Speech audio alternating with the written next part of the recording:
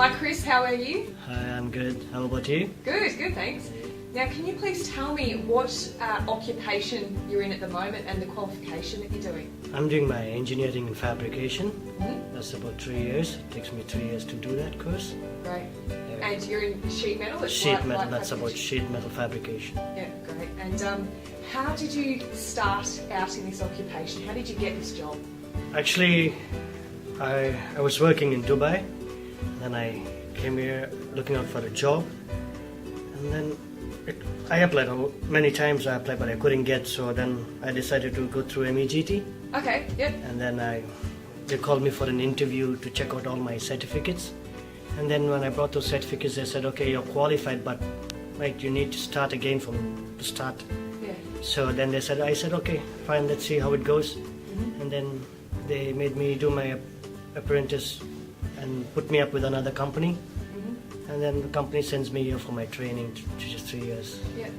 So you find that you needed to start from scratch to get the Australian yes. qualification. Yes, that's what I wanted. I needed this Australian certificate because I knew in the future it's going to be good. Yeah. I don't mind starting from the scratch again, even though I've got 10 years of experience in Dubai and about 8 years in India, which I worked, but it doesn't matter. I know one day it's going to be a benefit for me. Great. So all I needed is a certificate. Yeah. That's what I joined here. Great. And what are your everyday duties on the job? What do you do? We have different projects, like I do welding. Sometimes I have to do welding, then submit my welding to the instructor. Then a lot of theory work which has to be completed in its time. Like we have every 2 months, every month we go to submit it and hand it over. Mm-hmm. And then we have our progress. He checks the progress, how we are going. Mm-hmm. And along with that we have our work to be done.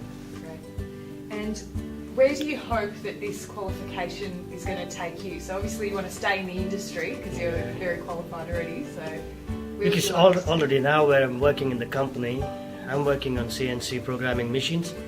But what they wanted me is they don't want me to get into it. They asked me, Chris, why don't you become a programmer, CNC programmer, where you can do it?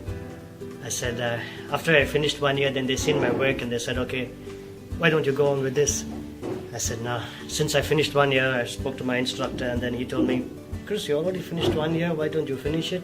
And I said, yes, why don't I finish it? And I know in the future it's going to be a benefit for me. Yeah. Even though not only my CNC, what work I'm doing on the CNC, but I know that it's going to be a benefit in the welding that I'm going to do.